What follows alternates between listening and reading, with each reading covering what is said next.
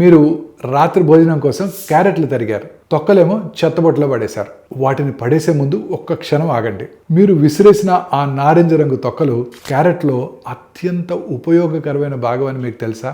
ఇవాళ తెలుసుకుందాం.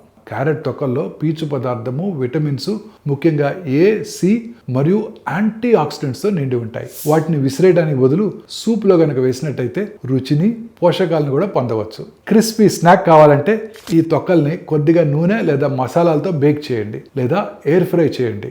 ఆరోగ్యకరమైన స్నాక్ రెడీ. స్మూతీలు లేదా జ్యూసుల్లో ఈ తొక్కలను కలిపి అదనపు పోషకాలను కూడా పొందవచ్చు. క్యారెట్ తొక్కలు వంటగదితో పాటు తోటలో మరియు చర్మ సంరక్షణలో కూడా బహుముఖంగా ఉపయోగపడతాయి. ఈ తొక్కల్ని కంపోస్ట్గా మార్చి సహజ ఎరువుగా ఉపయోగించవచ్చు. ఇవి మట్టికి పోషకాలను అందించి మొక్కల ఎదుగుదలను ప్రోత్సహిస్తాయి.